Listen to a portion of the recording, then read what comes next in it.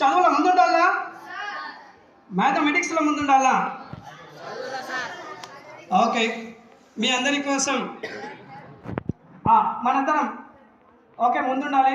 Mathematics day సందర్భంగా అందరికీ శుభాకాంక్షలు తెలియజేస్తున్నాను. మన ప్రిన్సిపల్ మేడం గారికి, నాతో స్టాఫ్ మెంబర్స్కి, అదేవిధంగా నా ముందున్న రేపటి మ్యాథమెటిషియన్స్ వాళ్ళకి ప్రత్యేకంగా, ఎందుకంటే ఎదుగుతున్న కొద్దీ ఒదిగి ఉండాలని, ఎదుగుతున్న కొద్దీ మీరు కూడా మ్యాథ్స్లో మంచి ప్రావీణ్యం సంపాదించి మంచి మ్యాథమెటిషియన్స్ కావాలని నేను కోరుకుంటున్నా. అదేవిధంగా శ్రీనివాస రామానుజన్ అతి బీద కుటుంబంలో పుట్టి ఈరోజు ఒక మ్యాథమెటిషియన్. ఇండియా ప్రపంచంలో చూసుకున్నట్టయితే ఒక్కరు చాలామంది మేధావులు మ్యాథమెటిషియన్స్ ఉన్నారు, కానీ అందులో మన కీర్తి నిలబెట్టింది మాత్రం ఈయన శ్రీనివాస రామానుజన్ గారే. ఫస్ట్ ఆర్యభట్ట, మన దేశంలో చూసుకున్నట్టయితే ఫస్ట్ ఆర్యభట్ట, తర్వాత భాస్కరాచార్యుని తర్వాత రామానుజన్ 33 సంవత్సరాలు బతుకుతూ తన జీవితాన్ని మ్యాథ్స్ అంకితం చేశాడే. ఆయనకు ఒకసారి మళ్ళీ సెల్యూట్ చేస్తున్నాను.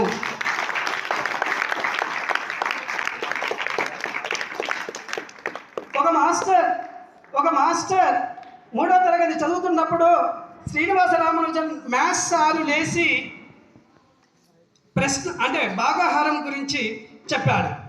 భాగాహారం గురించి పిల్లలకి చెప్తూ ఉన్నప్పుడు అప్పుడు శ్రీనివాస రామానుజన్ విన్నాడు. విన్న తర్వాత శ్రీనివాస రామానుజన్ ఏమని చెప్పాడమంటే, మనము ఇప్పుడు చెప్పుకునేది భాగాహారానికి సంబంధించిన లెక్కలు.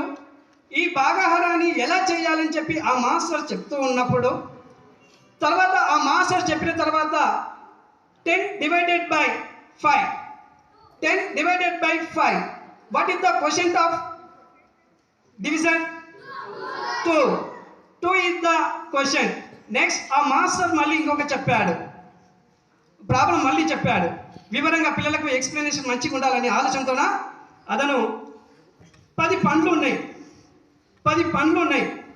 10 మందికి సమానంగా పంచితే ఒక్కొక్కరికి ఎంత వస్తుంది? ఒక్కొక్క పండు వస్తుంది అని ఆ మాస్టర్ పిల్లలకు అర్థవంతమైన రీతిలో చెప్పాడు. మరి ఆ మాస్టర్ చెప్పినప్పుడే మళ్ళీ శ్రీనివాస రామానుజన్ లేచి ఒక మాట అన్నాడు. ఆ మాట ఏ మాట? సార్, ఈరోజు 10ని 10 చేత 10 మందికి పంచితే ఒక్కొక్కరికి 1 వస్తుంది, కానీ 0ను 0 చేత భాగిస్తే 1 వస్తుంది అని చాలా గొప్పగా చెప్పాడు. మీకు కూడా తెలుసు 0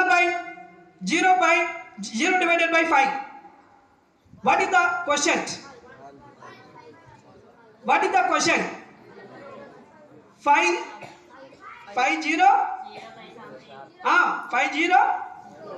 0 అంటే 0 is the quotient.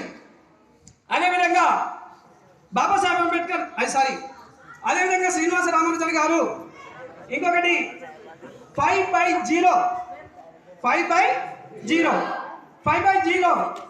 is the divisible? Yes or no?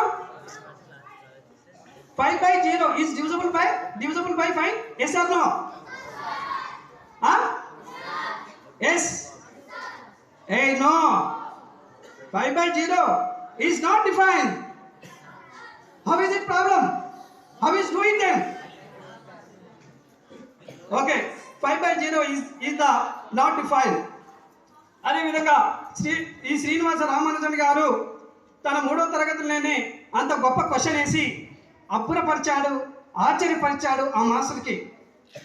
అప్పుడు తన తర్వాత కొంతవరకు చదువుతూ ఆయన మిగతా సబ్జెక్టులు ఫెయిల్ అయ్యాడు, మ్యాథ్స్ మాత్రం పాస్ అయ్యాడు. మళ్ళీ మిగతా సబ్జెక్టులు పాస్ అయ్యి మ్యాథమెటిషియన్ ఎలా అయ్యాడు అంటే, ఈయన కష్టపడుతూ మ్యాథ్స్ పైన ఎక్కువ టైం కేటాయిస్తూ మిగతా సబ్జెక్టులను చూడకపోయేది కనుక ఆయన మ్యాథ్స్ మాత్రమే చేసేది. ఆయన చేసిన